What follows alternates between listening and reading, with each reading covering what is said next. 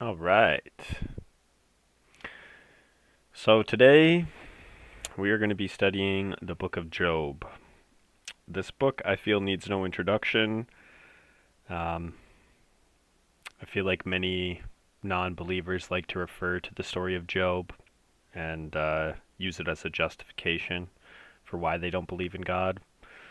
But I kind of feel like a lot of those same people have never actually read it. They just know a little bit of it. I think everybody kind of knows a little bit about it. I myself have never actually read the book of Job, so I'm quite looking forward to it. And yeah, I'll take a look at the chat here after every chapter, see if there's anybody in here, if anybody has any questions. But yeah, without any further ado, let's crack on into the book of Job. Chapter 1, Job's character and wealth. There was a man in the land of Uz, whose name was Job, and that man was blameless and upright, one who feared God and turned away from evil. I'm going to take a second here, actually, and just a quick prayer. Heavenly Father, I ask that you guide me on this reading and you help answer mine and anybody else's questions about this book and about the nature of the life that we're living and the trials and tribulations that we face and how we are to overcome them. Amen. All right, verse 2. There were born to him 7 sons and 3 daughters. He possessed 7,000 sheep, 3,000 camels, 500 yoke of oxen, and 500 female donkeys, and very many servants, so that this man was the greatest of all the people of the East. His sons used to go and hold a feast in the house. Sorry, just had to itch my eye here for a second. His sons used to go and hold a feast in the house of each one on his day, and they would send and invite their 3 sisters to eat and drink with them.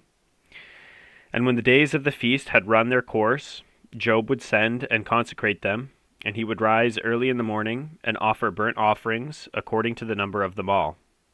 For Job said, "It may be that my children have sinned and cursed God in their hearts." Thus Job did continually. Now there was a day when the sons of God came to present themselves before the Lord, and Satan also came among them. The Lord said to Satan, "From where have you come?" Satan answered the Lord and said, "From going to and fro on the earth, and from walking up and down on it." And the Lord said to Satan, "Have you considered my servant Job, that there is none like him on the earth, a blameless and upright man, who fears God and turns away from evil?" Then Satan answered the Lord and said, "Does Job fear God for no reason? Have you not put a hedge around him and his house and all that he has on every side? You have blessed the work of his hands, and his possessions have increased in the land. But stretch out your hand and touch all that he has, and he will curse you to your face." And the Lord said to Satan, "Behold, all that he has is in your hand. Only against him do not stretch out your hand." So Satan went out from the presence of the Lord. Now there was a day when his sons and daughters were eating and drinking wine in their oldest brother's house. And there came a messenger to Job and said, "The oxen were plowing and the donkeys feeding beside them. And the Sabeans fell upon them and took them and struck down the servants with the edge of the sword. And I alone have escaped to tell you." While he was yet speaking, there came another and said, "The fire of God fell from heaven and burned up the sheep and the servants and consumed them, and I alone have escaped to tell you." While he was yet speaking, there came another and said, "The Chaldeans formed 3 groups and made a raid on the camels and took them, and struck down the servants with the edge of the sword, and I alone have escaped to tell you."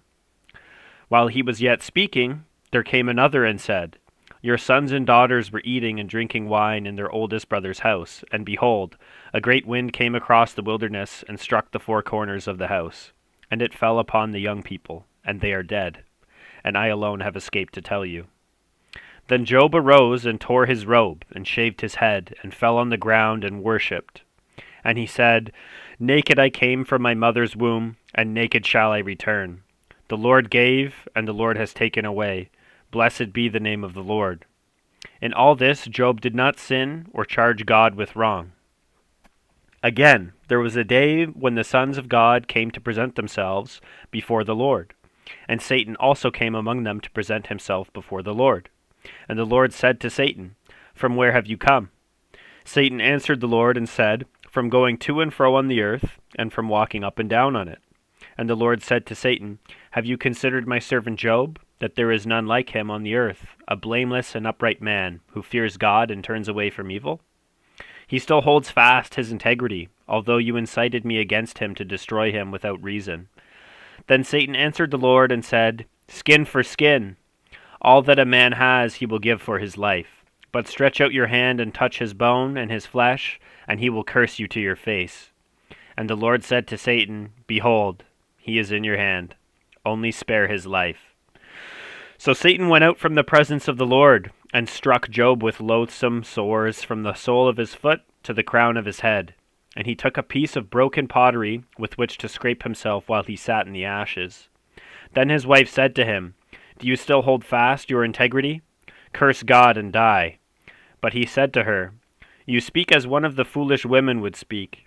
Shall we receive good from God, and shall we not receive evil?" In all this Job did not sin with his lips.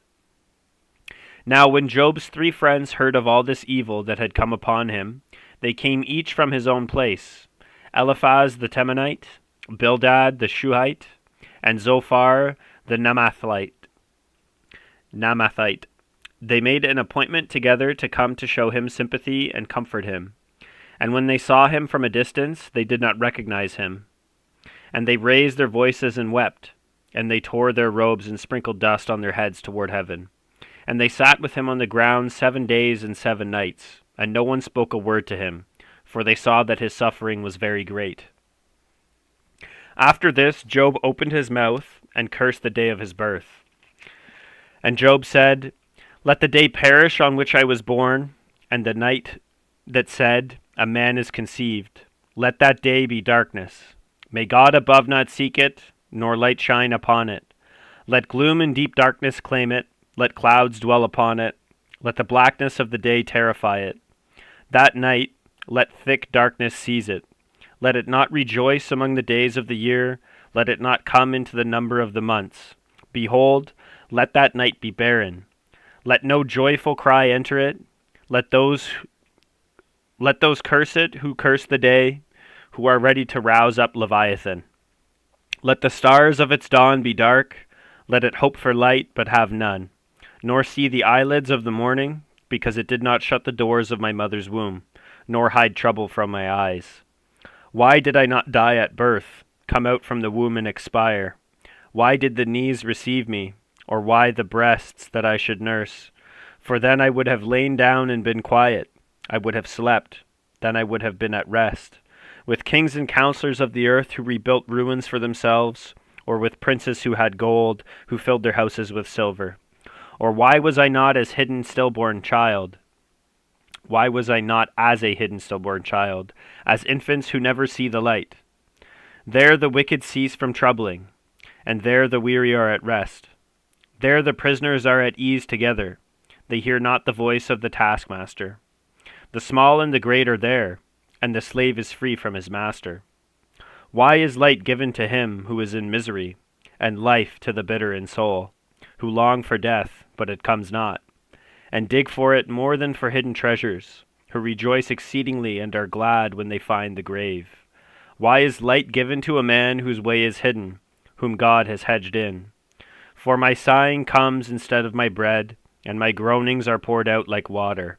For the thing that I fear comes upon me, and what I dread befalls me. I am not at ease, nor am I quiet. I have no rest, but trouble comes. Then Eliphaz the Temanite answered and said, If one ventures a word with you, will you be impatient? Yet who can keep from speaking? Behold, you have instructed many, and you have strengthened the weak hands. Your words have upheld him who was stumbling, and you have made firm the feeble knees. But now it has come to you, and you are impatient. It touches you, and you are dismayed. Is not your fear of God your confidence, and the integrity of your ways your hope? Remember, who that was innocent ever perished? Or where were the upright cut off? As I have seen, those who plow iniquity and sow trouble reap the same. By the breath of God they perish, and by the blast of his anger they are consumed.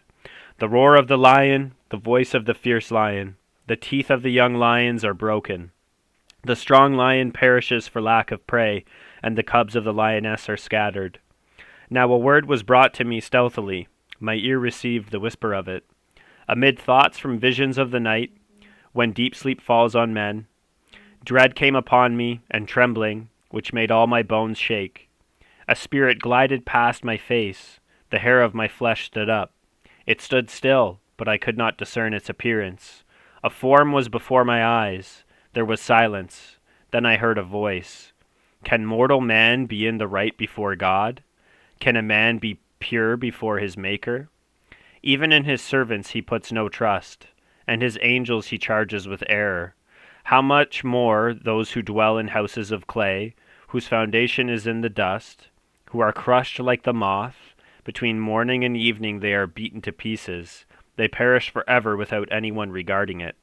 Is not their tent cord plucked up within them? Do they not die, and that without wisdom? Call now. Is there anyone who will answer you? To which of the holy ones will you turn? Surely vexation kills the fool, and jealousy slays the simple. I have seen the fool taking root, but suddenly I cursed his dwelling. His children are far from safety. They are crushed in the gate, and there is no one to deliver them. The hungry eat his harvest, and he takes it even out of thorns, and the thirsty pant after his wealth. For affliction does not come from the dust, nor does trouble sprout from the ground, but man is born to trouble as the sparks fly upward. As for me, I would seek God, and to God would I commit my cause, who does great things and unsearchable marvelous things without number. He gives rain on the earth and sends waters on the fields. He sets on high those who are lowly, and those who mourn are lifted to safety. He frustrates the devices of the crafty, so that their hands achieve no success. He catches the wise in their own craftiness, and the schemes of the wily are brought to a quick end. They meet with darkness in the daytime, and grope at noonday as in the night. But he saves the needy from the sword of their mouth, and from the hand of the mighty. So the poor have hope, and injustice shuts her mouth. Behold, blessed is the one whom God reproves. Therefore despise not the discipline of the Almighty. For he wounds, but he binds up. He shatters, but his hands heal. He will deliver you from 6 troubles. In 7 no evil shall touch you. In famine he will redeem you from death, and in war from the power of the sword. You shall be hidden from the lash of the tongue, and shall not fear destruction when it comes. At destruction and famine you shall laugh, and shall not fear the beasts of the earth. For you shall be in league with the stones of the field, and the beasts of the field shall be at peace with you. You shall know that your tent is at peace, and you shall inspect your fold and miss nothing. You shall know also that your offspring shall be many, and your descendants as the grass of the earth. You shall come to your grave in ripe old age, like a sheaf gathered up in its season. Behold, this we have searched out, it is true. Hear and know it for your good. All right, we're at chapter 6. Interesting so far. No questions in the chat. Let's carry on. Then Job answered and said, Oh, that my vexation were weighed, and all my calamity laid in the balances. For then it would be heavier than the sand of the sea. Therefore my words have been rash. For the arrows of the Almighty are in me. My spirit drinks their poison. The terrors of God are arrayed against me. Does the wild donkey bray when he has grass, or the ox low over his fodder? Can that which is tasteless be eaten without salt, or is there any taste in the juice of the mallow? My appetite refuses to touch them. They are as food that is loathsome to me. Oh, that I might have my request, and that God would fulfill my hope, that it would please God to crush me, and that he would let loose his hand and cut me off. This would be my comfort. I would even exult in pain unsparing, for I have not denied the words of the Holy One. What is my strength, that I should wait? And what is my end, that I should be patient? Is my strength the strength of stones, or is my flesh bronze? Have I any help in me, when resource is driven from me. He who withholds kindness from a friend forsakes the fear of the Almighty. My brothers are treacherous as a torrent bed, as torrential streams that pass away, which are dark with ice, and where the snow hides itself. When they melt, they disappear. When it is hot, they vanish from their place. The caravans turn aside from their course. They go up into the waste and perish. The caravans of Tema look. The travelers of Sheba hope. They are ashamed because they were confident. They come there and are disappointed. For you have now become nothing. You see my calamity and are afraid. Have I said, make me a gift? Or from your wealth offer a bribe for me? Or deliver me from the adversary's hand? Or redeem me from the hand of the ruthless? Teach me and I will be silent. Make me understand how I have gone astray. How forceful are upright words! What does reproof from you reprove? Do you think that you can reprove words, when the speech of a despairing man is wind? You would even cast lots over the fatherless, and bargain over your friend. But now be pleased to look at me, for I will not lie to your face. Please turn, let no injustice be done. Turn now, my vindication is at stake. Is there any injustice on my tongue? Cannot my palate discern the cause of calamity? Has not man a hard service on earth? And are not his days like the days of a hired hand? Like a slave who longs for the shadow, and like a hired hand who looks for his wages, so I am allotted months of emptiness, and nights of misery are apportioned to me. When I lie down, I say, when shall I arise? But the night is long, and I am full of tossing till the dawn. My flesh is clothed with worms and dirt, my skin hardens, then breaks out afresh. My days are swifter than a weaver's shuttle, and come to their end with hope. Remember that my life is a breath. My eye will never again see good. The eye of him who sees me will behold me no more. While your eyes are on me, I shall be gone. As the cloud fades and vanishes, so he who goes down to Sheol does not come up. He returns no more to his house, nor does his place know him any more. Therefore I will not restrain my mouth. I will speak in the anguish of my spirit. I will complain in the bitterness of my soul. Am I the sea, or a sea monster, that you set a guard over me? When I say my bed will comfort me, my couch will ease my complaint. Then you scare me with dreams and terrify me with visions, so that I would choose strangling and death rather than my bones. I loathe my life, I would not live forever. Leave me alone, for my days are a breath. What is man, that you make so much of him, and that you set your heart on him? Visit him every morning, and test him every moment. How long will you not look away from me, nor leave me alone till I swallow my spit? If I sin, what do I do to you, you watcher of mankind? Why have you made me your mark? Why have I become a burden to you? Why do you not pardon my transgression and take away my iniquity? For now I shall lie in the earth. You will seek me, but I shall not be. Then Bildad the Shuhite answered and said, How long will you say these things, and the words of your mouth be a great wind? Does God pervert justice, or does the Almighty pervert the right? If your children have sinned against him, he has delivered them into the hand of their transgression. If you will seek God and plead with the Almighty for mercy, if you are pure and upright, surely then he will rouse himself for you, and restore your rightful habitation. And though your beginning was small, your latter days will be very great. For inquire, please, of bygone ages, and consider what the fathers have searched out. For we are but of yesterday and know nothing, for our days on earth are a shadow. Will they not teach you and tell you and utter words out of their understanding? Can papyrus grow where there is no marsh? Can reeds flourish where there is no water? While yet in flower and not cut down, they wither before any other plant. Such are the paths of all who forget God. The hope of the godless shall perish. His confidence is severed, and his trust is a spider's web. He leans against his house, but it does not stand. He lays hold of it, but it does not endure. He is a lush plant before the sun, and his shoots spread over his garden. His roots entwine the stone heap. He looks upon a house of stones. If he is destroyed from his place, then it will deny him, saying, I have never seen you. Behold, this is the joy of his way, and out of the soil others will spring. Behold, God will not reject a blameless man, nor take the hand of evildoers. He will yet fill your mouth with laughter, and your lips with shouting.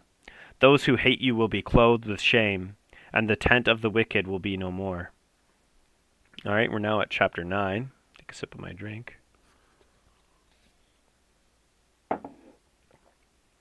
Then Job answered and said, Truly I know that it is so, but how can a man be in the right before God?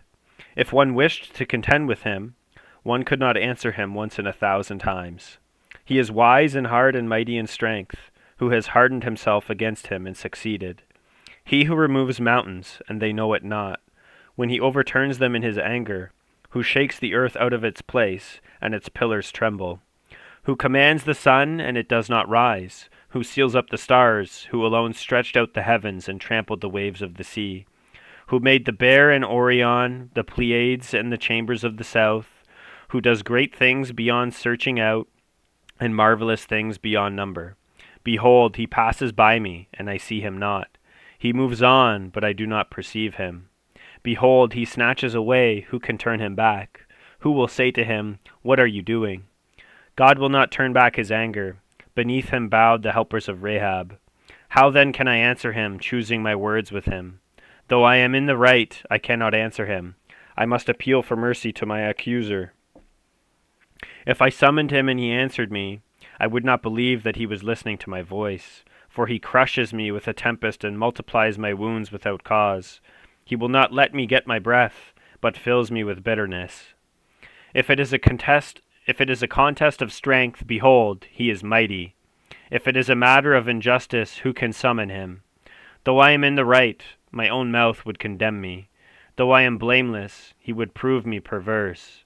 I am blameless, I regard not myself, I loathe my life.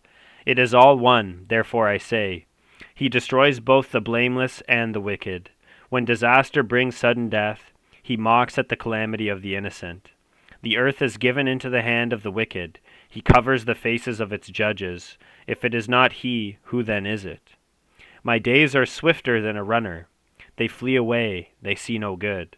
They go by like skiffs of reed, like an eagle swooping on the prey. If I say, I will forget my complaint, I will put off my sad face and be of good cheer. I become afraid of all my suffering, for I know you will not hold me innocent. I shall be condemned. Why then do I labor in vain? If I wash myself with snow and cleanse my hands with lye, yet you will plunge me into a pit, and my own clothes will abhor me. For he is not a man as I am, that I might answer him, that we should come to trial together. There is no arbiter between us who might lay his hand on us both. Let him take his rod away from me, and let not dread of him terrify me. Then I would speak without fear of him, for I am not so in myself. I loathe my life. I will give free utterance to my complaint. I will speak in the bitterness of my soul. I will say to God, do not condemn me. Let me know why you contend against me. Does it seem good to you to oppress, to despise the work of your hands and favor the designs of the wicked? Have you eyes of flesh? Do you see as man sees? Are your days as the days of man, or your years as a man's years, that you seek out my iniquity and search for my sin, although you know that I am not guilty, and there is none to deliver out of your hand? Your hands fashioned and made me, and now you have destroyed me altogether. Remember that you have made me like clay, and will you return me to the dust? Did you not pour me out like milk and curdle me like cheese? You clothed me with skin and flesh, and knit me together with bones and sinews. You have granted me life and steadfast love, and your care has preserved my spirit. Yet these things you hid in your heart. I know that this was your purpose. If I sin, you watch me and do not acquit me of my iniquity. If I am guilty, woe to me. If I am in the right, I cannot lift up my head, for I am filled with disgrace and look on my affliction. And were my head lifted up, you would hunt me like a lion, and again work wonders against me. You renew your witnesses against me, and increase your vexation toward me. You bring fresh troops against me. Why did you bring me out from the womb? Would that I had died before any eye had seen me, and were as though I had not been, carried from the womb to the grave. Are not my days few?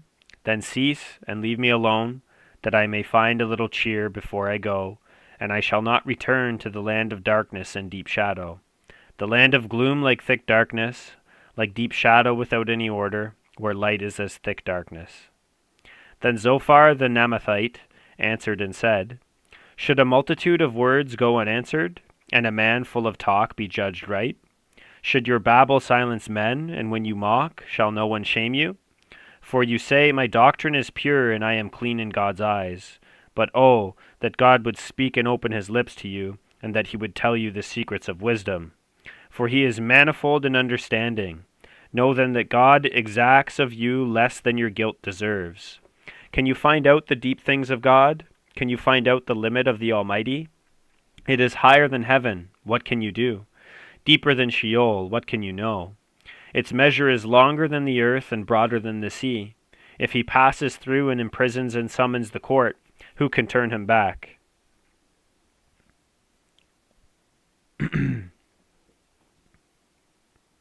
For he knows worthless men. When he sees iniquity, will he not consider it? But a stupid man will get understanding, when a wild donkey's colt is born a man. If you prepare your heart, you will stretch out your hands toward him. If iniquity is in your hand, put it far away. And let not injustice dwell in your tents. Surely then you will lift up your face without blemish. You will be secure and will not fear. You will forget your misery. You will remember it as waters that have passed away. And your life will be brighter than the noonday. Its darkness will be like the morning. And you will feel secure, because there is hope. You will look around and take your rest in security. You will lie down, and none will make you afraid. Many will court your favor, but the eyes of the wicked will fail. All way of escape will be lost to them, and their hope is to breathe their last. Then Job answered and said, No doubt you are the people, and wisdom will die with you. But I have understanding as well as you. I am not inferior to you. Who does not know such things as these? I am a laughingstock to my friends. I, who called to God, and he answered me, a just and blameless man, am a laughingstock. In the thought of one who is at ease there is contempt for misfortune. It is ready for those whose feet slip. The tents of robbers are at peace, and those who provoke God are secure, who bring their God in their hand. But ask the beasts, and they will teach you, the birds of the heavens, and they will tell you, or the bushes of the earth, and they will teach you, and the fish of the sea will declare to you. Who among all these does not know that the hand of the Lord has done this? In his hand is the life of every living thing, and the breath of all mankind. Does not the ear test words as the palate tastes food? Wisdom is with the aged, and understanding in length of days. With God are wisdom and might, he has counsel and understanding. If he tears down, none can rebuild. If he shuts a man in, none can open. If he withholds the waters, they dry up. If he sends them out, they overwhelm the land. With him are strength and sound wisdom. The deceived and the deceiver are his. He leads counselors away stripped, and judges he makes fools. He looses the bonds of kings and binds a waistcloth on their hips. He leads priests away stripped and overthrows the mighty. He deprives of speech those who are trusted, and takes away the discernment of the elders. He pours contempt on princes and loosens the belt of the strong. He uncovers the deeps out of darkness and brings deep darkness to light. He makes nations great, and he destroys them. He enlarges nations and leads them away. He takes away understanding from the chiefs of the people of the earth and makes them wander in a trackless waste. They grope in the dark without light, and he makes them stagger like a drunken man. Behold, my eye has seen all this. My ear has heard and understood it. What you know, I also know. I am not inferior to you. But I would speak to the Almighty, and I desire to argue my case with God. As for you, you whitewash with lies. Worthless physicians are you all.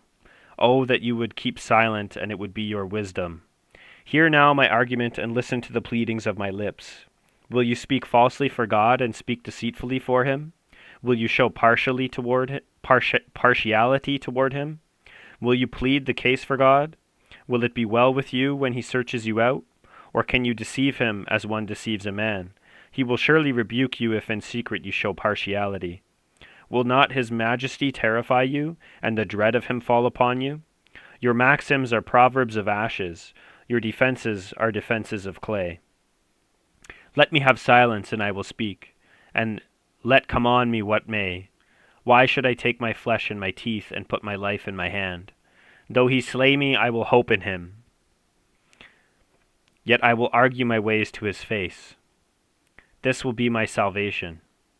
This will be my salvation, that the godless shall not come before him. Keep listening to my words, and let my declaration be in your ears. Behold, I have prepared my case. I know that I shall be in the right. Who is there who will contend with me? For then I would be silent and die. Only grant me 2 things. Then I will not hide myself from your face. Withdraw your hand far from me, and let not dread of you terrify me. Then call, and I will answer, or let me speak, and you reply to me. How many are my iniquities and my sins? Make me know my transgression and my sin. Why do you hide your face and count me as your enemy? Will you frighten a driven leaf and pursue dry chaff? For you write bitter things against me, and make me inherit the iniquities of my youth.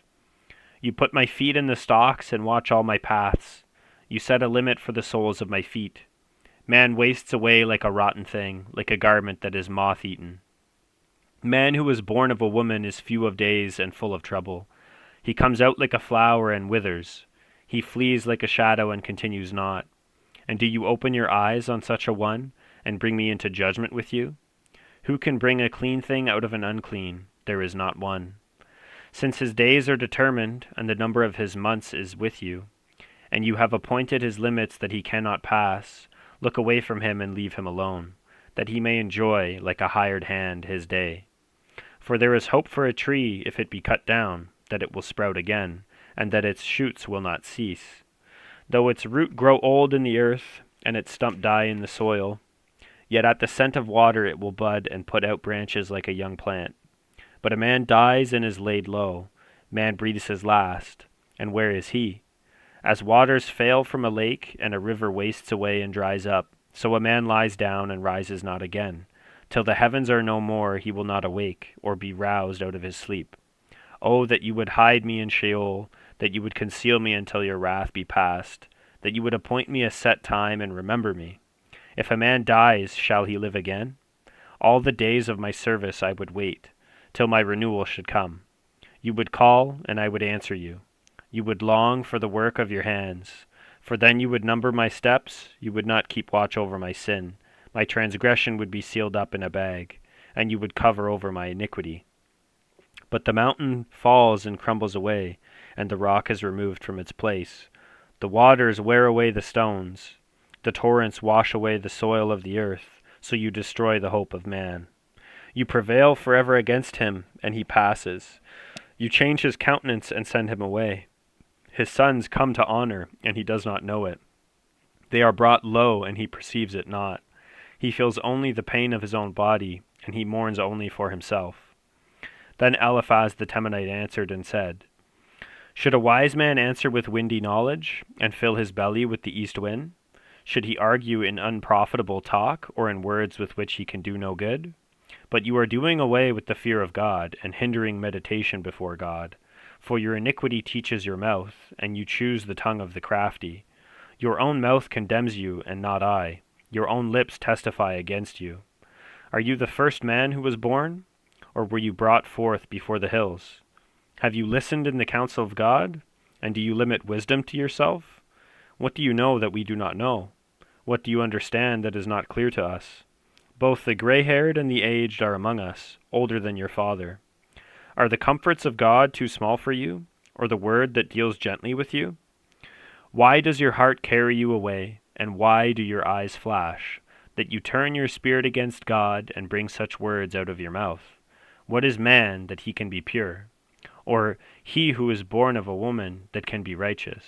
Behold, God puts no trust in his holy ones, and the heavens are not pure in his sight. How much less one who is abominable and corrupt, a man who drinks injustice like water? I will show you, hear me, and what I have seen I will declare. What wise men have told without hiding it from their fathers, to whom alone the land was given, and no stranger passed among them. The wicked man writhes in pain all his days, through all the years that are laid up for the ruthless. Dreadful sounds are in his ears. In prosperity the destroyer will come upon him. He does not believe that he will return out of darkness, and he is marked for the sword. He wanders abroad for bread, saying, "Where is it?" He knows that a day of darkness is ready at his hand. Distress and anguish terrify him. They prevail against him, like a king ready for battle, because he has stretched out his hand against God and defies the Almighty, running stubbornly against him with a thickly bossed shield, because he has covered his face with his fat, and gathered fat upon his waist, and has lived in desolate cities, in houses that none should inhabit, which were ready to become heaps of ruins. He will not be rich, and his wealth will not endure, nor will his possessions spread over the earth. He will not depart from darkness. The flame will dry up his shoots, and by the breath of his mouth he will depart. Let him not trust in emptiness, deceiving himself, for emptiness will be his payment. It will be paid in full before his time, and his branch will not be green. He will shake off his unripe grape like the vine, and cast off his blossom like the olive tree. For the company of the godless is barren, and fire consumes the tents of bribery. They conceive trouble and give birth to evil, and their womb prepares deceit. Then Job answered and said, I have heard many such things. Miserable comforters are you all. Shall windy words have an end? Or what provokes you that you answer? I also could speak as you do, if you were in my place. I could join words together against you and shake my head at you. I could strengthen you with my mouth, and the solace of my lips would assuage your pain. I'm going to take a quick pause here. Kind of curious.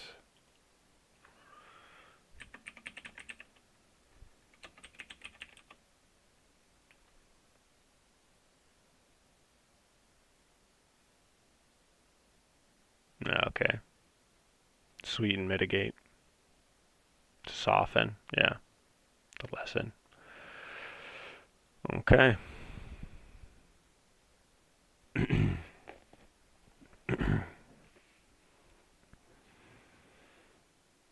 Alright, hang on. Alright, found my spot. Take a sip here.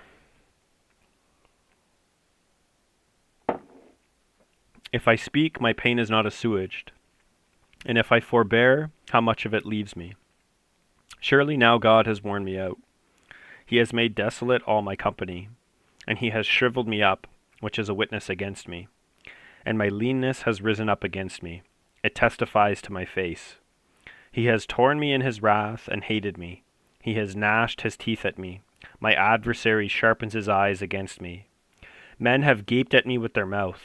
They have struck me insolently on the cheek. They mass themselves together against me. God gives me up to the ungodly and casts me into the hands of the wicked. I was at ease, and he broke me apart. He seized me by the neck and dashed me to pieces. He set me up as his target. His archers surround me. He slashes open my kidneys and does not spare. He pours out my gall on the ground. He breaks me with breach upon breach.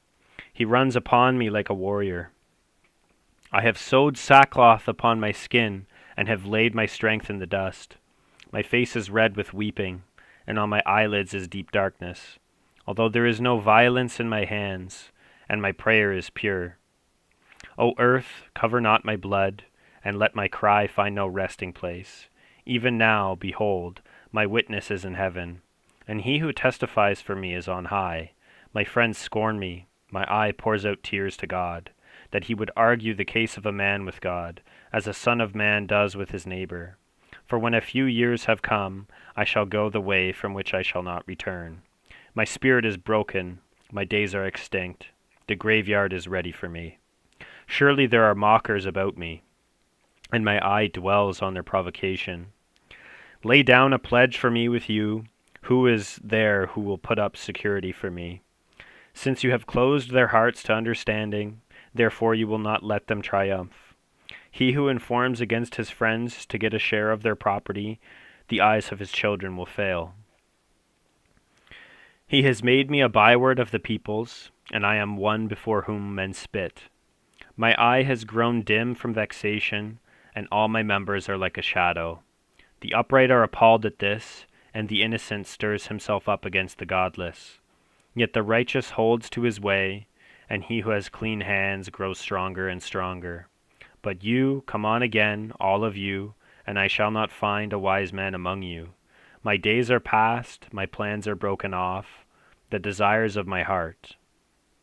They make night go into day, the light, they say, is near to the darkness. If I hope for Sheol as my house, if I make my bed in darkness, if I say to the pit, you are my father, and to the worm, my mother, or my sister, where then is my hope? Who will see my hope? Will it go down to the bars of Sheol? Shall we descend together into the dust? Then Bildad the Shuhite answered and said, How long will you hunt for words? Consider, and then we will speak. Why are we counted as cattle? Why are we stupid in your sight? You who tear yourself in your anger, shall the earth be forsaken for you, or the rock be removed out of its place? Indeed, the light of the wicked is put out, and the flame of his fire does not shine. The light is dark in his tent, and his lamp above him is put out. His strong steps are shortened, and his own schemes throw him down. For he is cast into a net by his own feet, and he walks on its mesh. A trap seizes him by the heel, a snare lays hold of him. A rope is hidden for him in the ground, a trap for him in the path. Terrors frighten him on every side, and chase him at his heels.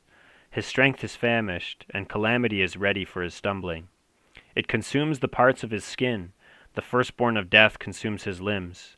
He is torn from the tent in which he trusted, and is brought to the king of terrors. In his tent dwells that which is none of his. Sulfur is scattered over his habitation. His roots dry up beneath, and his branches wither above. His memory perishes from the earth, and he has no name in the street. He is thrust from light into darkness, and driven out of the world. He has no posterity or progeny among his people, and no survivor where he used to live. They of the west are appalled at his day, and horror seizes them of the east. Surely such are the dwellings of the unrighteous. Such is the place of him who knows not God. Then Job answered and said, How long will you torment me, and break me in pieces with words?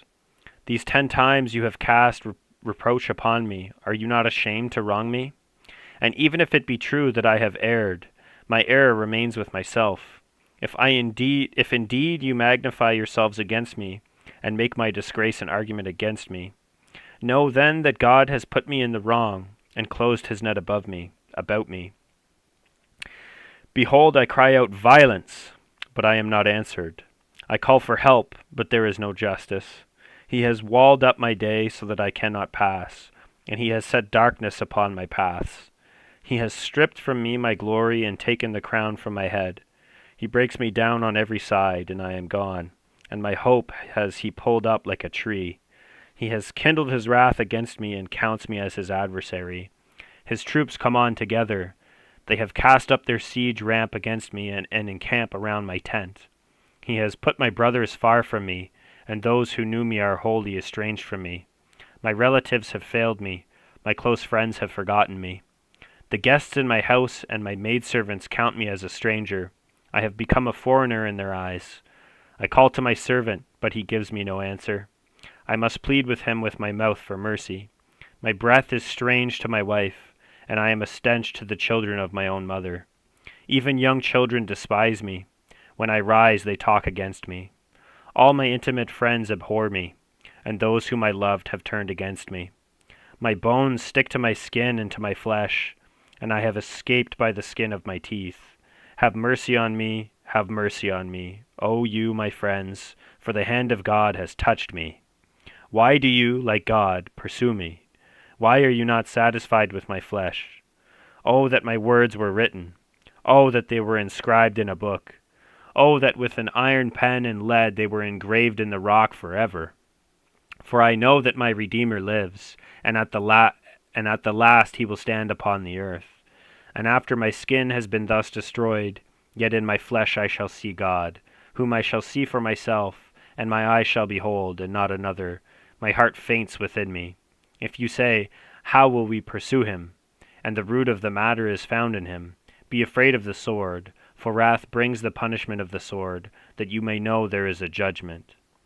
Then Zophar the Naamathite answered and said, Therefore my thoughts answer me, because of my haste within me. I hear censure that insults me, and out of my understanding a spirit answers me. Do you not know this from of old, since man was placed on earth, that the exulting of the wicked is short, and the joy of the godless but for a moment? Though his height mount up to the heavens, and his head reach to the clouds, he will perish forever like his own dung. Those who have seen him will say, Where is he? He will fly away like a dream and not be found. He will be chased away like a vision of the night. The eye that saw him will see him no more, nor will his place any more behold him. His children will seek the favor of the poor, and his hands will give back his wealth. His bones are full of his youthful vigor, but it will lie down with him in the dust. Though evil is sweet in his mouth, though he hides it under his tongue, though he is loath to let it go and holds it in his mouth, yet his food is turned in his stomach. It is the venom of cobras within him. He swallows down riches and vomits them up again. God casts them out of his belly. He will suck the poison of cobras. The tongue of a viper will kill him. He will not look upon the rivers, the streams flowing with honey and curds. He will give back the fruit of his toil and will not swallow it down. From the profit of his trading he will get no enjoyment. For he has crushed and abandoned the poor. He has seized a house that he did not build. Because he knew no contentment in his belly, he will not let anything in which he delights escape him.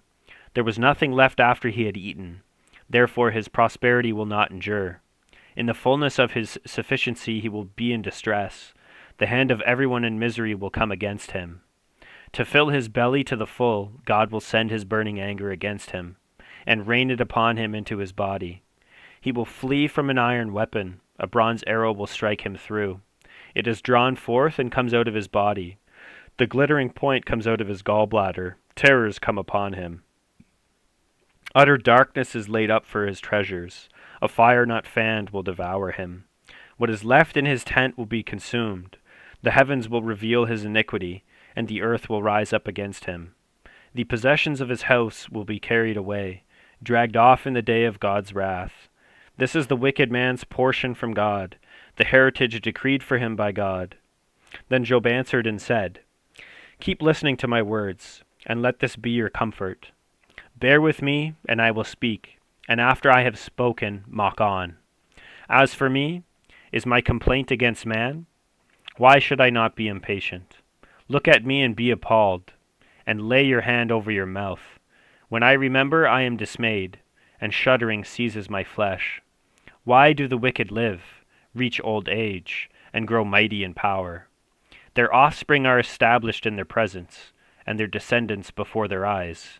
Their houses are safe from fear, and no rod of God is upon them. Their bull breeds without fail. Their cow calves and does not miscarry. They send out their little boys like a flock, and their children dance. They sing to the tambourine and the lyre, and rejoice to the sound of the pipe. They spend their days in prosperity, and in peace they go down to Sheol. They say to God, Depart from us. We do not desire the knowledge of your ways. What is the Almighty, that we should serve him? And what profit do we get if we pray to him? Behold, is not their prosperity in their hand? The counsel of the wicked is far from me. How often is it that the lamp of the wicked is put out, that their calamity comes upon them, that God distributes pains in his anger, that they are like straw before the wind, and like chaff that the storm carries away. You say God stores up their iniquity for their children. Let him pay it out to them, that they may know it. Let their own eyes see their destruction, and let them drink of the wrath of the Almighty. For what do they care for their houses after them, when the number of their months is cut off? Will any teach God knowledge, seeing that he judges those who are on high? One dies in his full vigor, being wholly at ease and secure, his pails full of milk and the marrow of his bones moist. Another dies in bitterness of soul, never having tasted of prosperity. They lie down alike in the dust, and the worms cover them. Behold, I know your thoughts and your schemes to wrong me. For you say, Where is the house of the prince? Where is the tent in which the wicked lived? Have you not asked those who travel of the roads? And do you not accept their testimony that the evil man is spared in the day of calamity, that he is rescued in the day of wrath? Who declares his way to his face, and who repays him for what he has done? When he is carried to the grave, watch is kept over his tomb. The clods of the valley are sweet to him. All mankind follows after him, and those who go before him are innumerable. How then will you comfort me with empty nothings? There is nothing left of your answers but falsehood. Then Eliphaz the Temanite answered and said, Can a man be profitable to God? Surely he who is wise is profitable to himself. Is it any pleasure to the Almighty if you are in the right? Or is it gain to him if you make your ways blameless? Is it for your fear of him that he reproves you and enters into judgment with you? Is not your evil abundant? There is no end to your iniquities, for you have exacted pledges of your brothers for nothing, and stripped the naked of their clothing. You have given no water to the weary to drink, and you have withheld bread from the hungry. The man with power possessed the land, and the favored man lived in it. You have sent widows away empty, and the arms of the fatherless were crushed. Therefore snares are all around you, and sudden terror overwhelms you, or darkness, so that you cannot see, and a flood of water covers you. Is not God high in the heavens? See the highest stars, how lofty they are. But you say, What does God know? Can he judge through the deep darkness? Thick clouds veil him, so that he does not see, and he walks on the vault of heaven. Will you keep to the old way that wicked men have trod? They were snatched away before their time. Their foundation was washed away. They said to God, Depart from us. And what can the Almighty do to us? Yet he filled their houses with good things. But the counsel of the wicked is far from me. The righteous see it and are glad. The innocent one mocks at them, saying, Surely our adversaries are cut off, and what they left the fire has consumed. Agree with God, and be at peace. Thereby good will come to you. Receive instruction from his mouth, and lay up his words in your heart. If you return to the Almighty, you will be built up.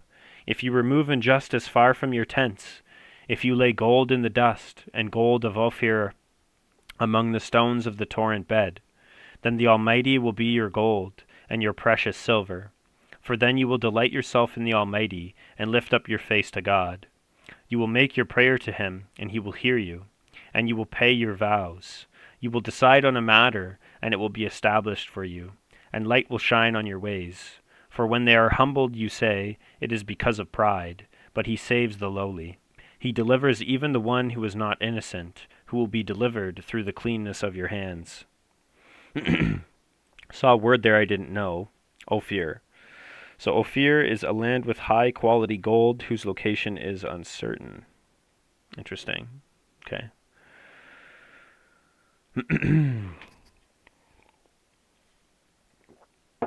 We're on chapter 23. Then Job answered and said, Today also my complaint is bitter. My hand is heavy on account of my groaning. Oh, that I knew where I might find him, that I might come even to his seat. I would lay my case before him and fill my mouth with arguments. I would know what he would answer me and understand what he would say to me. Would he contend with me in the greatness of his power? No, he would pay attention to me. There an upright man could argue with him, and I would be acquitted forever by my judge. Behold, I go forward, but he is not there, and backward, but I do not perceive him. On the left hand when he is working, I do not behold him. He turns to the right hand, but I do not see him. But he knows the way that I take. When he has tried me, I shall come out as gold.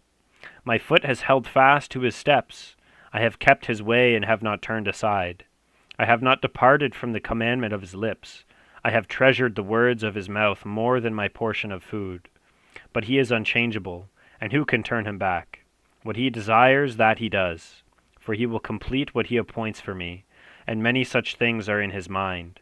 Therefore I am terrified at his presence. When I consider, I am in dread of him. God has made my heart faint. The Almighty has terrified me. Yet I am not silenced because of the darkness, nor because thick darkness covers my face. Why are not times of judgment kept by the Almighty, and why do those who know him never see his days? Some move landmarks, they seize flocks and pasture them, they drive away the donkey of the fatherless, they take the widow's ox for a pledge, they thrust the poor off the road, the poor of the earth all hide themselves. Behold, like wild donkeys in the desert, the poor go out to their toil, seeking game. The wasteland yields food for their children. They gather their fodder in the field, and they glean the vineyard of the wicked man. They lie all night naked, without clothing, and have no covering in the cold. They are wet with the rain of the mountains, and cling to the rock for lack of shelter. There are those who snatch the fatherless child from the breast, and they take a pledge against the poor. They go about naked, without clothing, hungry. They carry the sheaves. Among the olive rows of the wicked, they make oil. They tread the wine presses, but suffer thirst. From out of the city the dying groan, and the soul of the wounded cries for help. Yet God charges no one with wrong. There are those who rebel against the light, who are not acquainted with its ways, and do not stay in its paths. The murderer rises before it is light, that he may kill the poor and needy, and in the night he is like a thief. The eye of the adulterer also waits for the twilight, saying, No eye will see me, and he veils his face. In the dark they dig through houses. By day they shut themselves up. They do not know the light. For deep darkness is morning to all of them, for they are friends with the terrors of deep darkness. You say, Swift are they on the face of the waters. Their portion is cursed in the land. No treader turns toward their vineyards. Drought and heat snatch away the snow waters. So does Sheol those who have sinned. The womb forgets them. The worm finds them sweet. They are no longer remembered. So wickedness is broken like a tree. They wrong the barren, childless woman, and do no good to the widow. Yet God prolongs the life of the mighty by his power. They rise up when they despair of life. He gives them security, and they are supported, and his eyes are upon their ways. They are exalted a little while, and then are gone. They are brought low and gathered up like all others. They are cut off like the heads of grain. If it is not so, who will prove me a liar and show that there is nothing in what I say? Then Bildad the Shuhite answered and said, Dominion and fear are with God. He makes peace in his high heaven. Is there any number to his armies? Upon whom does his light not arise? How then can man be in the right before God? How can he who is born of woman be pure? Behold, even the moon is not bright, and the stars are not pure in his eyes. How much less man, who is a maggot, and the son of man, who is a worm? Then Job answered and said, How you have helped him who has no power! How you have saved the arm that has no strength! How you have counseled him who has no wisdom, and plentifully declared sound knowledge! With whose help have you uttered words, and whose breath has come out from you? The dead tremble under the waters and their inhabitants. Sheol is naked before God, and Abaddon has no covering.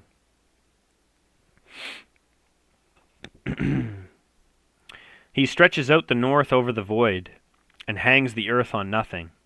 He binds up the waters in his thick clouds, and the cloud is not split open under them. He covers the face of the full moon and spreads over it his cloud. He has inscribed a circle on the face of the waters, at the boundary between light and darkness. The pillars of heaven tremble and are astounded at his rebuke. By his power he stilled the sea. By his understanding he shattered Rahab.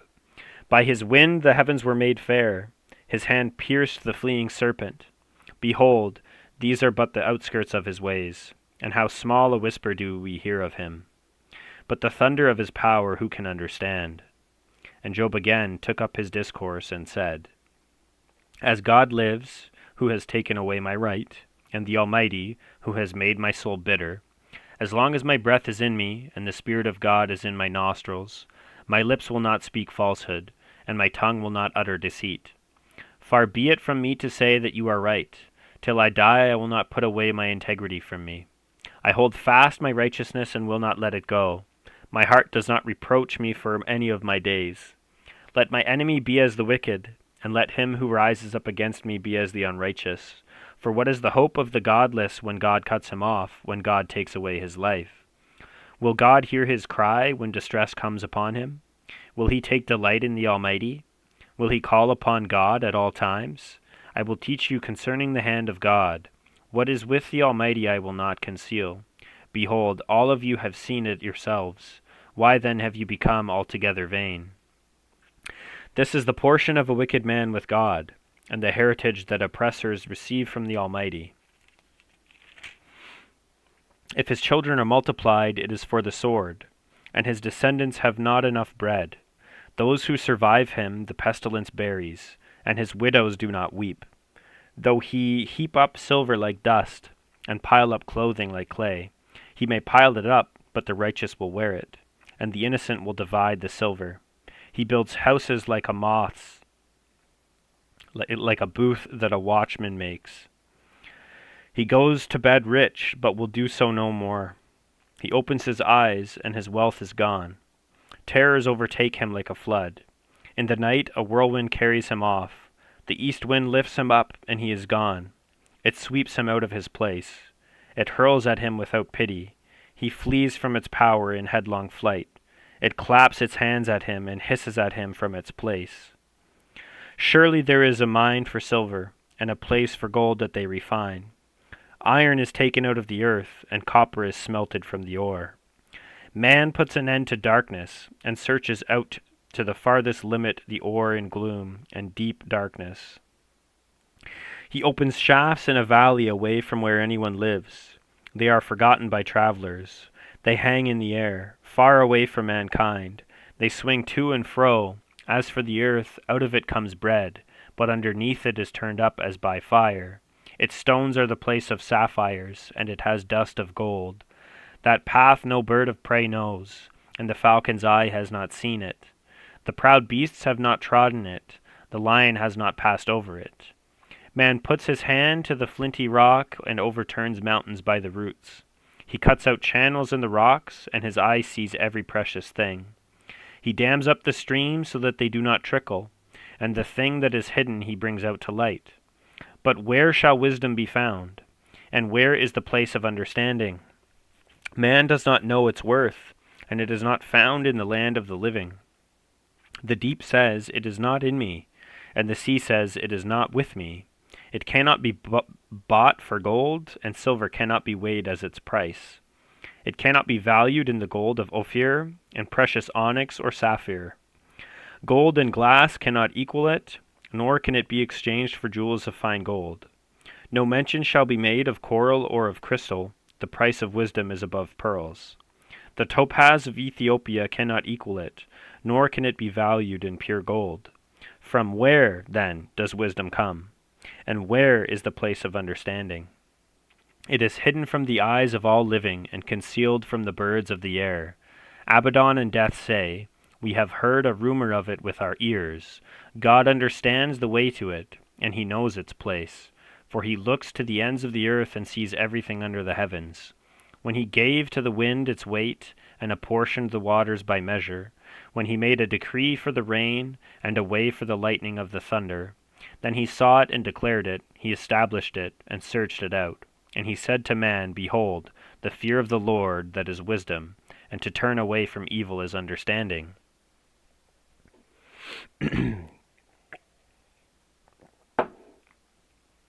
And Job again took up his discourse and said, "Oh, that I were as in the months of old, as in the days when God watched over me, when his lamp shone upon my head, and by his light I walked through the darkness. As I was in my prime, when the friendship of God was upon my tent, when the Almighty was yet with me, when my children were all around me, when my steps were washed with butter, and the rock poured out for me streams of oil, when I went out to the gate of the city, when I prepared my seat in the square, the young men saw me and withdrew, and the aged rose and stood. The princes refrained from talking and laid their hand on their mouth. The voice of the nobles has hushed, and their tongue stuck to the roof of their mouth. When the ear heard, it called me blessed, and when the eye saw, it approved, because I delivered the poor who cried for help, and the fatherless who had none to help him. The blessing of him who was about to perish came upon me, and I caused the widow's heart to sing for joy. I put on righteousness, and it clothed me. My justice was like a robe and a turban. I was eyes to the blind and feet to the lame. I was a father to the needy, and I searched out the cause of him whom I did not know. I broke the fangs of the unrighteous, and made him drop his prey from his teeth. Then I thought, I shall die in my nest, and I shall multiply my days as the sand. My roots spread out to the waters, with the dew all night on my branches, my glory fresh with me, and my bow ever new in my hand. Men listened to me and waited and kept silence for my counsel. After I spoke, they did not speak again, and my word dropped upon them. They waited for me as for the rain, and they opened their mouths as for the spring rain. I smiled on them when they had no confidence, and the light of my face they did not cast down. I chose their way and sat as a chief, and I lived like a king among his troops, like one who comforts mourners. But now they laugh at me, men who are younger than I, whose fathers I would have disdained to set with the dogs of my flock. What could I gain from the strength of their hands, men whose vigor is gone? Through want and hard hunger they gnaw the dry ground by night in waste and desolation. They pick saltwort and the leaves of bushes, and the roots of the broom tree for their food. They are driven out from human company. They shout after them as after a thief. In the gullies of the torrents they must dwell, in holes of the earth and of the rocks. Among the bushes they bray, under the nettles they huddle together. A senseless, a nameless brood, they have been whipped out of the land. And now I have become their song. I am a byword to them. They abhor me, they keep aloof from me. They do not hesitate to spit at the sight of me. Because God has loosed my cord and humbled me, they have cast off restraint in my presence. On my right hand the rabble rise, they push away my feet. They cast up against me their ways of destruction, they break up my path. They promote my calamity, they need no one to help them. As through a wide breach they come, amid the crash they roll on. Terrors are turned upon me, my honor is pursued as by the wind, and my prosperity has passed away like a cloud. And now my soul is poured out within me, days of affliction have taken a hold of me. The night racks my bones, and the pain that gnaws me takes no rest. With great force my garment is disfigured. It binds me about like a collar of my tunic. God has cast me into the mire, and I have become like dust and ashes. I cry to you for help, and you do not answer me. I stand, and you only look at me. You have turned cruel to me. With the might of your hand you persecute me. You lift me up on the wind, you make me ride on it, and you toss me about in the roar of the storm. For I know that you will bring me to death, and to the house appointed for all living. Yet does not one in a heap of ruins stretch out his hand, and in his disaster cry for help? Did not I weep for him whose day was hard? Was not my soul grieved for the needy? But when I hoped for good, evil came, and when I waited for light, darkness came. My inward parts are in turmoil and never still. Days of affliction come to meet me. I go about darkened, but not by the sun. I stand up in the assembly and cry for help. I am a brother of jackals and a companion of ostriches. My skin turns black and falls from me, and my bones burn with heat. My lyre is turned to mourning, and my pipe to the voice of those who weep. I have made a covenant with my eyes. How then could I gaze at a virgin? What would be my portion from God above, and my heritage from the Almighty on high? Is not calamity for the unrighteous, and disaster for the workers of iniquity? Does not he see my ways and number all my steps? If I have walked with falsehood, and my foot has hastened to deceit, let me be weighed in a just balance, and let God know my integrity. If my step has turned aside from the way, and my heart has gone after my eyes, and if any spot has stuck to my hands, then let me sow and another eat, and let what grows for me be rooted out. If my heart has been enticed toward a woman, and I have lain in wait at my neighbor's door, then let my wife grind for another, and let others bow down on her. For that would be a heinous crime. That would be an iniquity to be punished by the judges. For that would be a fire that consumes as far as Abaddon, and it would burn to the root all my increase. If I have rejected the cause of my manservant or my maidservant, when they brought a complaint against me, what then shall I do when God rises up? When he makes inquiry, what shall I answer him? Did not he who made me in the womb make him? And did not one fashion us in the womb?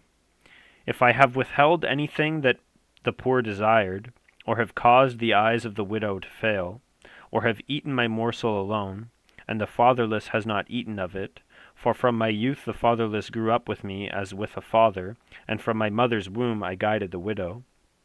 If I have seen anyone perish for lack of clothing, or the needy without covering, if his body has not blessed me, and if he has not warmed with the fleece of my sheep, if I have raised my hand against the fatherless, because I saw my help in the gate, then let my shoulder blade fall from my shoulder, and let my arm be broken from its socket, for I was in terror of calamity from God, and I could not have faced his majesty.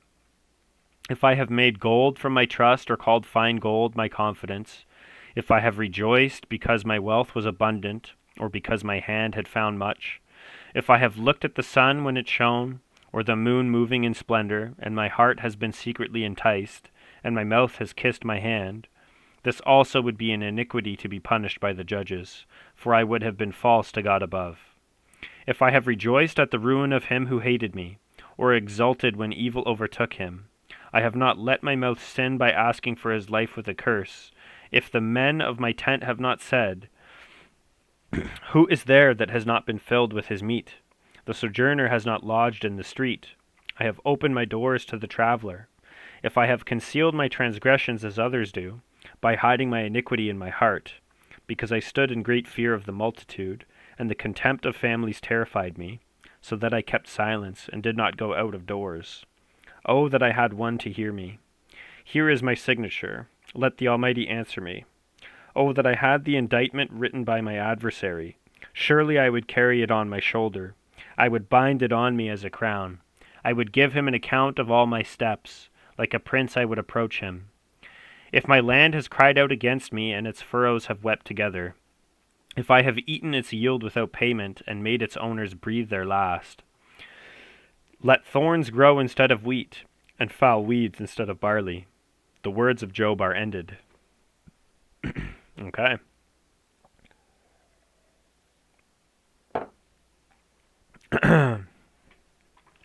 Elihu rebukes Job's three friends.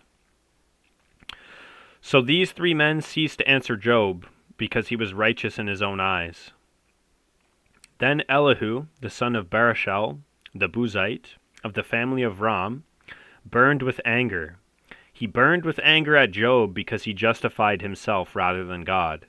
He burned with anger also at Job's three friends because they had found no answer, although they had declared Job to be in the wrong. Now Elihu had waited to speak to Job because they were older than he. And when Elihu saw that there was no answer in the mouth of these three men, he burned with anger. And Elihu the son of Barashel the Buzite answered and said, I am young in years, and you are aged. Therefore I was timid and afraid to declare my opinion to you. I said, let days speak, and many years teach wisdom. But it is the spirit in man, the breath of the Almighty, that makes him understand. It is not the old who are wise, nor the aged who understand what is right. Therefore I say, listen to me, let me also declare my opinion. Behold, I waited for your words. I listened for your wise sayings. While you searched out what to say, I gave you my attention, and behold, there was none among you who refuted Job, or who answered his words. Beware lest you say, we have found wisdom. God may vanquish him, not a man. He has not directed his words against me, and I will not answer him with your speeches. They are dismayed, they answer no more. They have not a word to say, and shall I wait, because they do not speak, because they stand there and answer no more? I also will answer with my share. I also will declare my opinion, for I am full of words. The spirit within me constrains me. Behold, my belly is like wine that has no vent, like new wineskins ready to burst. I must speak that I may find relief. I must open my lips and answer. I will not show partiality to any man or use flattery toward any person, for I do not know how to flatter, else my Maker would soon take me away. But now hear my speech, O Job, and listen to all my words.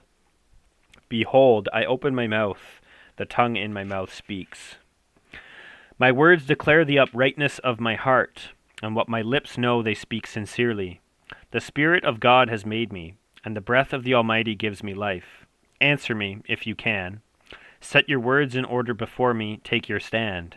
Behold, I am toward God as you are. I too was pinched off from a piece of clay. Behold, no fear of me need terrify you.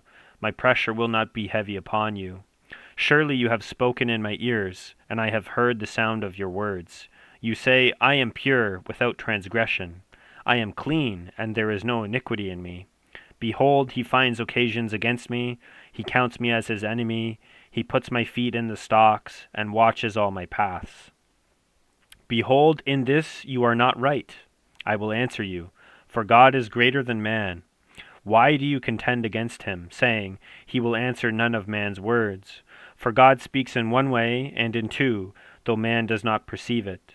In a dream, in a vision of the night, when deep sleep falls on men, while they slumber on their beds, then he opens the ears of men and terrifies them with warnings, that he may turn man aside from his deed and conceal pride from a man. He keeps back his soul from the pit, his life from perishing by the sword. Man is also rebuked with pain on his bed, and with continual strife in his bones, so that his life loathes bread, and his appetite the choicest food. His flesh is so wasted away that it cannot be seen, and his bones that were not seen stick out. His soul draws near the pit, and his life to those who bring death. If there be for him an angel, a mediator, one of the 1,000, to declare to man what is right for him, and he is merciful to him, and says, deliver him from going down into the pit, I have found a ransom. Let his flesh become fresh with youth. Let him return to the days of his youthful vigor. Then man prays to God, and he accepts him. He sees his face with a shout of joy, and he restores to man his righteousness. He sings before men and says, I sinned and perverted what was right, and it was not repaid to me. He has redeemed my soul from going down into the pit, and my life shall look upon the light. Behold, God does all these things, twice, 3 times, with a man, to bring back his soul from the pit, that he may be lighted with the light of life. Pay attention, O Job, listen to me. Be silent, and I will speak. If you have any words, answer me. Speak, for I desire to justify you. If not, listen to me. Be silent, and I will teach you wisdom. Then Elihu answered and said, Hear my words, you wise men, and give ear to me, you who know. For the ear tests words as the palate tastes food. Let us choose what is right. Let us know among ourselves what is good. For Job has said, I am in the right, and God has taken away my right. In spite of my right, I am counted a liar. My wound is incurable, though I am without transgression. What man is like Job, who drinks up scoffing like water, who travels in company with evildoers and walks with wicked men? For he has said, It profits a man nothing that he should take delight in God. Therefore hear me, you men of understanding. Far be it from God that he should do wickedness, and from the Almighty that he should do wrong. For according to the work of a man he will repay him, and according to his ways he will make it befall him. Of a truth, God will not do wickedly, and the Almighty will not pervert justice. Who gave him charge over the earth, and who laid on him the whole world? If he should set his heart to it, and gather to himself his spirit and his breath, all flesh would perish together, and man would return to dust. If you have understanding, hear this, listen to what I say. Shall one who hates justice govern? Will you condemn him who is righteous and mighty, who says to a king, worthless one, and to nobles, wicked man, who shows no partiality to princes, nor regards the rich more than the poor, for they are all the work of his hands? In a moment they die. At midnight the people are shaken and pass away, and the mighty are taken away by no human hand. For his eyes are on the ways of a man, and he sees all his steps. There is no gloom or deep darkness where evildoers may hide themselves. For God has no need to consider a man further, that he should go before God in judgment. He shatters the mighty without investigation, and sets others in their place. Thus, knowing their works, he overturns them in the night, and they are crushed. He strikes them for their wickedness in a place for all to see, because they turned aside from following him, and had no regard for any of his ways. So that they caused the cry of the poor to come to him, and he heard the cry of the afflicted. When he is quiet, who can condemn? When he hides his face, who can behold him? Whether it be a nation or a man, that a godless man should not reign, that he should not ensnare the people. For has anyone said to God, I have borne punishment, I will not offend any more. Teach me what I do not see. If I have done iniquity, I will do it no more. Will he then make repayment to suit you, because you reject it? For you must choose, and not I. Therefore declare what you know. Men of understanding will say to me, and the wise man who hears me will say, Job speaks without knowledge. His words are without insight. Would that Job were tried to the end, because he answers like wicked men. For he adds rebellion to his sin. He claps his hands among us and multiplies his words against God. Take a sip here.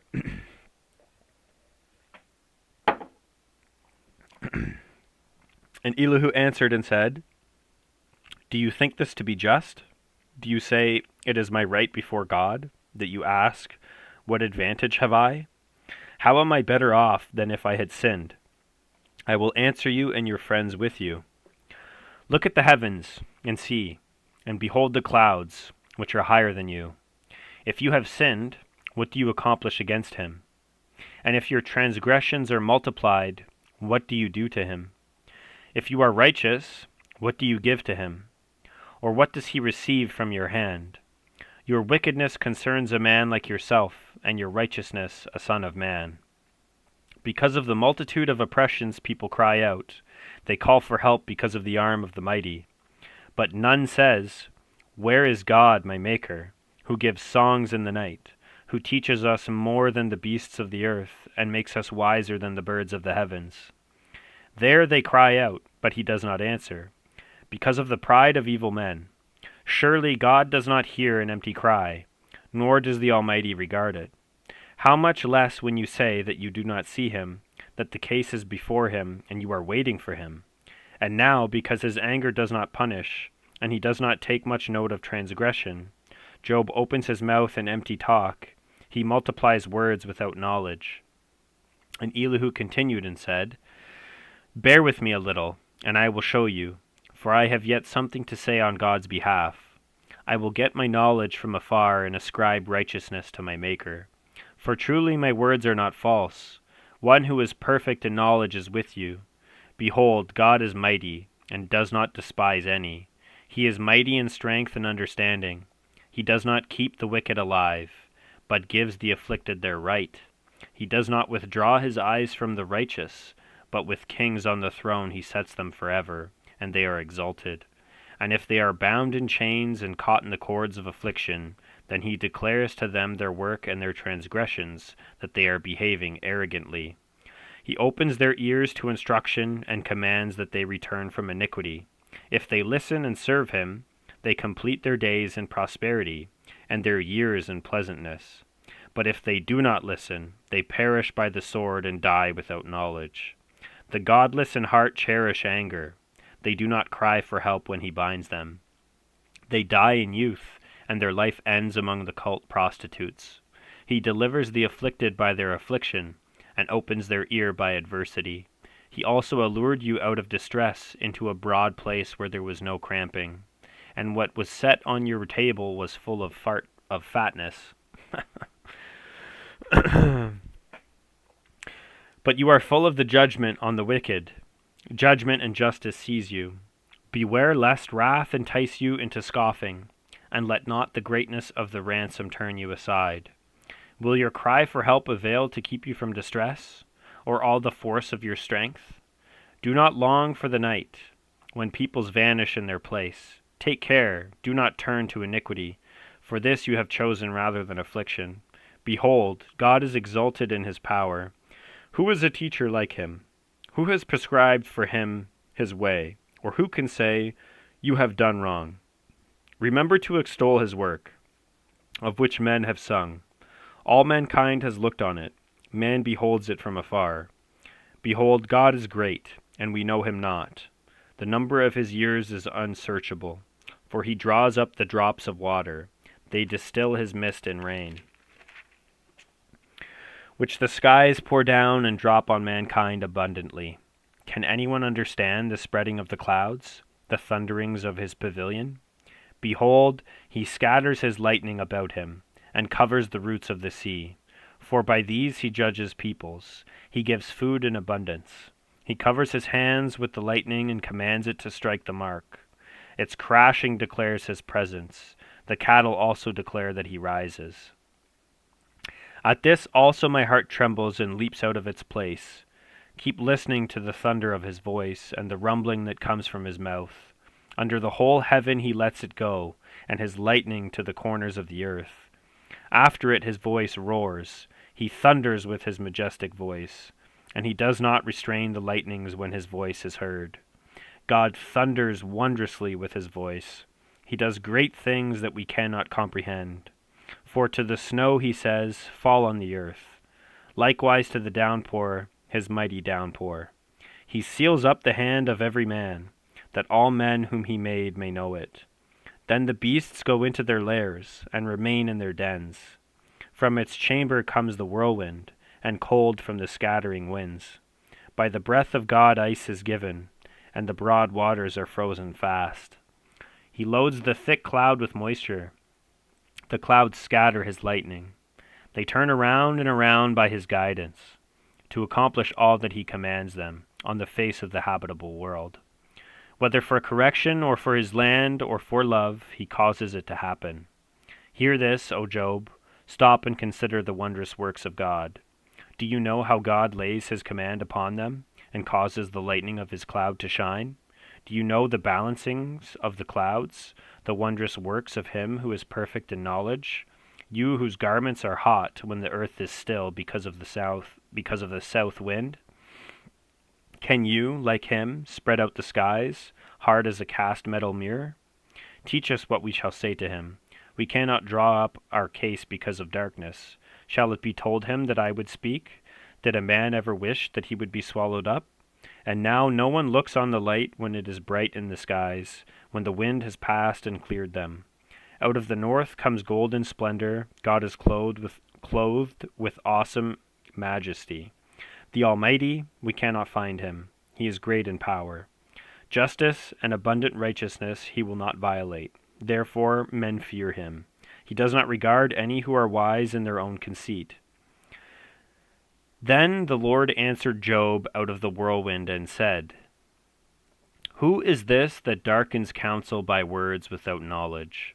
Dress for action like a man. I will question you, and you make it known to me. Where were you when I laid the foundation of the earth? Tell me, if you have understanding, who determined its measurements? Surely you know. Or who stretched the line upon it? On what were its bases sunk? Or who laid its cornerstone? When the morning stars sang together, and all the sons of God shouted for joy? Or who shut in the sea with doors when it burst out from the womb? When I made clouds its garment, and thick darkness its swaddling band, and prescribed limits for it, and set bars and doors, and said, Thus far you shall come, and no farther, and here shall your proud waves be stayed. Have you commanded the morning since your days began, and caused the dawn to know its place, that it might take hold of the skirts of the earth, and the wicked be shaken out of it? It is changed like clay under the seal, and its features stand out like a garment. From the wicked their light is withheld, and their uplifted arm is broken. Have you entered into the springs of the sea, or walked in the recesses of the deep? Have the gates of death been revealed to you, or have you seen the gates of deep darkness? Have you comprehended the expanse of the earth? Declare, if you know all this. Where is the way to the dwelling of light, and where is the place of darkness? that you may take it to its territory, and that you may discern the paths to its home. You know, for you were born then, and the number of your days is great. Have you entered the storehouses of the snow, or have you seen the storehouses of the hail, which I have reserved for the time of trouble, for the day of battle and war? What is the way to the place where the light is distributed, or where the east wind is scattered upon the earth? Who has cleft a channel for the torrents of rain, and a way for the thunderbolt, to bring rain on the land where no man is, on the desert in which there is no man, to satisfy the waste and desolate land, and to make the ground sprout with grass? Has the rain a father, or who has begotten the drops of dew? From whose womb did the ice come forth, and who has given birth to the frost of heaven? The waters become hard like stone, and the face of the deep is frozen. Can you bind the chains of the Pleiades, or loose the cords of Orion? Can you lead forth the Mazzaroth in their season, or can you guide the bear with its children? Do you know the ordinances of the heavens? Can you establish their rule on the earth? Can you lift up your voice to the clouds, that a flood of waters may cover you? Can you send forth lightnings, that they may go and say to you, Here we are? Who has put wisdom in the inward parts, or given understanding to the mind? Who can number the clouds by wisdom, or who can tilt the waterskins of the heavens? When the dust runs into a mass and the clods stick fast together, can you hunt the prey for the lion, or satisfy the appetite of the young lions, when they crouch in their dens or lie in wait in their thicket? Who provides for the raven its prey, when its young ones cry to God for help, and wander about for lack of food? Do you know when the mountain goats give birth? Do you observe the calving of the does? What?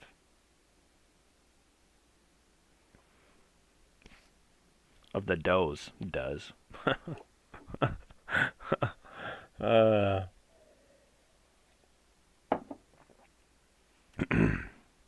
Do you observe the calving of the does? Can you number the months that they fulfill? And do you know the time when they give birth? When they crouch, bring forth their offspring, and are delivered of their young? Their young ones become strong.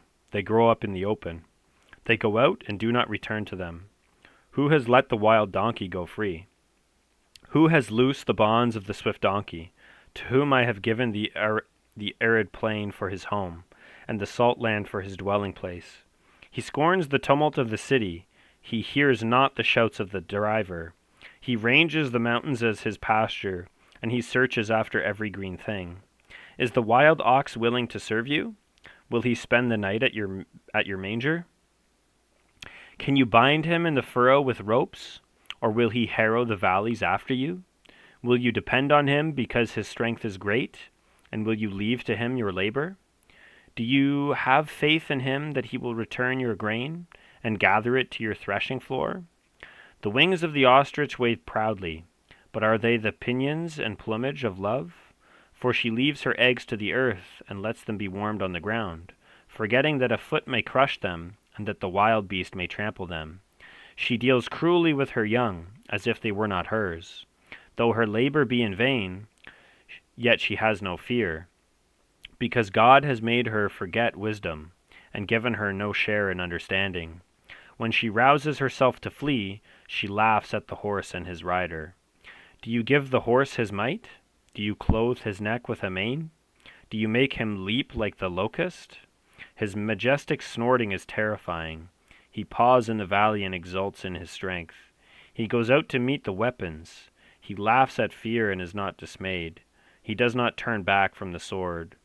Upon him rattle the quiver, the flashing spear and the javelin. With fierceness and rage he swallows the ground. He cannot stand still at the sound of the trumpet. When the trumpet sounds, he says, Aha! He smells the battle from afar, the thunder of the captains and the shouting. Is it by your understanding that the hawk soars and spreads his wings toward the south? Is it at your command that the eagle mounts up and makes his nest on high? On the rock he dwells and makes his home, on the rocky crag and stronghold. From there he spies out the prey, and his eyes behold it from afar, from away. His young ones suck up blood, and where the slain are, there is he. And the Lord said to Job, "Shall a fault finder contend with the Almighty? He who argues with God, let him answer it." Then Job answered the Lord and said, "Behold, I am of small account. What shall I answer you? I lay my hand on my mouth. I have spoken once, and I will not answer. Twice, but I will proceed no further."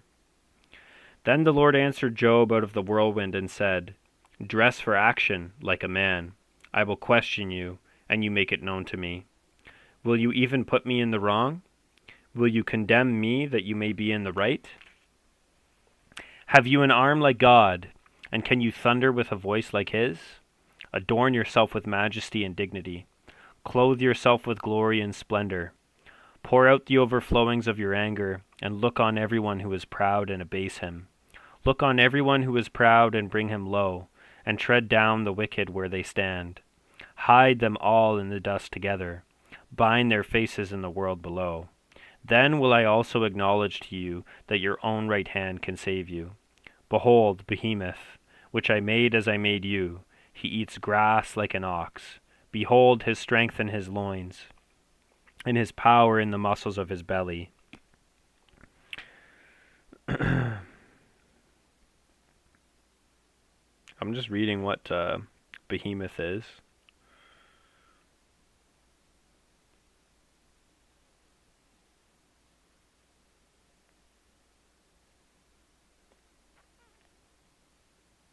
So it's a generic term commonly used in the Old Testament for large cattle or land animals. Yeah. Something like an elephant or a hippopotamus.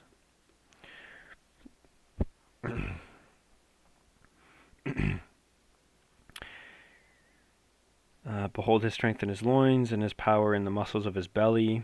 He makes his tail stiff like a cedar. The sinews of his thighs are knit together. His bones are tubes of bronze, his limbs like bars of iron. He is the first of the works of God. Let him who made him bring near his sword. For the mountains yield food for him, where all the wild beasts play. Under the lotus plants he lies, in the shelter of the reeds and in the marsh. For his shade the lotus trees cover him. The willows of the brook surround him. Behold, if the river is turbulent, he is not frightened. He is confident though Jordan rushes against his mouth. Can one take him by his eyes, or pierce his nose with a snare? Can you draw out Leviathan with a fishhook, or press down his tongue with a cord? Can you put a rope in his nose, or pierce his jaw with a hook? Will he make any pleas to you? Will he speak to you soft words? Will he make a covenant with you to take him for your servant forever? Will you play with him as with a bird, or will you put him on a leash for your girls? Will traders bargain over him? Will they divide him up among the merchants? Can you fill his skin with harpoons, or his head with fishing spears? Lay your hands on him. Remember the battle. You will not do it again. Behold, the hope of a man is false. He is laid low even at the sight of him. No one is so fierce that he dares to stir him up. Who then is he who can stand before me? Who has first given to me, that I should repay him? Whatever is under the whole heaven is mine. I will not keep silence concerning his limbs, or his mighty strength, or his goodly frame. Who can strip off his outer garment? Who would come near him with a bridle? Who can open the doors of his face? Around his teeth is terror. His back is made of rows of shields, shut up closely as with a seal. One is so near to another that no air can come between them. They are joined one to another. They clasp each other and cannot be separated. His sneezings flash forth light, and his eyes are like the eyelids of the dawn. Out of his mouth go flaming torches, sparks of fire leap forth. Out of his nostrils comes forth smoke, as from a boiling pot and burning rushes. His breath kindles coals, and a flame comes forth from his mouth. In his neck abides strength, and terror dances before him. The folds of his flesh stick together, firmly cast on him and immovable. His heart is hard as stone, hard as the lower millstone. When he raises himself up, the mighty are afraid. At the crashing they are beside themselves. Though the sword reaches him, it does not avail, nor the spear, the dart, or the javelin. He counts iron as straw, and bronze as rotten wood. The arrow cannot make him flee, for him sling stones are turned to stubble. Clubs are counted as stubble. He laughs at the rattle of javelins. His underparts are like sharp potsherds.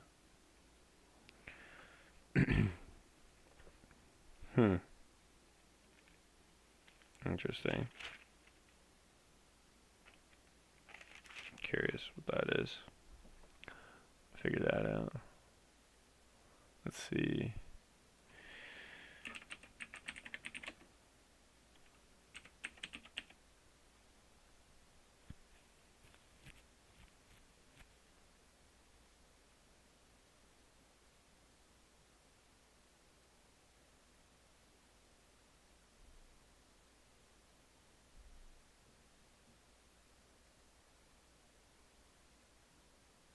Okay, so a potsherd is an earthen vessel in which one puts food, water, blood, wine, or a document for safekeeping. Can also be described for sharp potsherds for sharp stones. So let's get back to where we were. Sharp potsherds, yeah, so it's sharp stones. He spreads himself like a threshing sledge on the mire. He makes the deep boil like a pot. He makes the sea like a pot of ointment. Behind him he leaves a shining wake. One would think the deep to be white-haired. On earth there is not his like, a creature without fear. He sees everything that is high. He is king over all the sons of pride. Then Job answered the Lord and said, I know that you can do all things, and that no purpose of yours can be thwarted. Who is this that hides counsel without knowledge? Therefore I have uttered what I did not understand. Things too wonderful for me, which I did not know. Hear, and I will speak. I will question you, and you make it known to me. I had heard of you by the hearing of the ear, but now my eye sees you, therefore I despise myself, and repent in dust and ashes. After the Lord had spoken these words to Job, the Lord said to Eliphaz the Temanite, My anger burns against you and against your two friends, for you have not spoken of me what is right, as my servant Job has. Now therefore take 7 bulls and 7 rams, and go to my servant Job, and offer up a burnt offering for yourselves. And my servant Job shall pray for you, for I will accept his prayer not to deal with you according to your folly. For you have not spoken of me what is right, as my servant Job has. So Eliphaz the Temanite, and Bildad the Shuhite, and Zophar the Naamathite went and did what the Lord had told them, and the Lord accepted Job's prayer. And the Lord restored the fortunes of Job, when he had prayed for his friends. And the Lord gave Job twice as much as he had before. Then came to him all his brothers and sisters, and all who had known him before, and ate bread with him in his house. And they showed him sympathy and comforted him for all the evil that the Lord had brought upon him. And each of them gave him a piece of money and a ring of gold. And the Lord blessed the latter days of Job more than his beginning. And he had 14,000 sheep, 6,000 camels, 1,000 yoke of oxen, and 1,000 female donkeys. He had also 7 sons and 3 daughters. And he called the name of the first daughter Jemimah, and the name of the second Keziah, and the name of the third Keren-happuch. And in all the land there were no women so beautiful as Job's daughters. And their father gave them an inheritance among their brothers. And after this Job lived 140 years, and saw his sons and his sons' sons 4 generations. And Job died an old man and full of days. Interesting, very interesting book. So yeah. So what I can see from this book is that Satan can only do what the Lord allows him to do to you.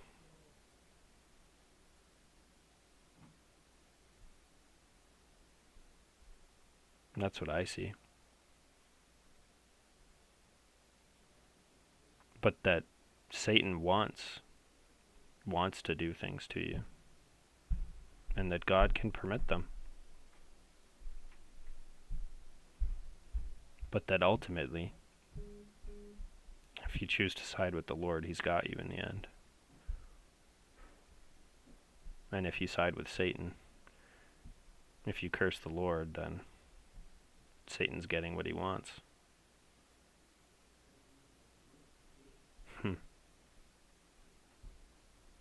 Yeah, and I've seen it in my own life. I've definitely seen it in my own life. Yeah, because as a boy, I believed in God. And then the more that I grew old, was tempted to do certain things, stray from the Lord. My life got more and more wicked, riddled with injuries.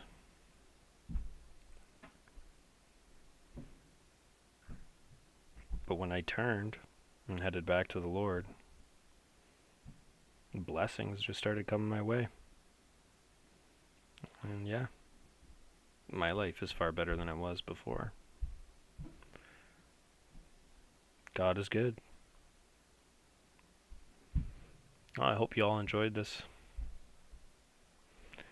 reading, and if you have questions, leave it in the comments below. We can do a deep dive into any questions. God bless. Bond serving out.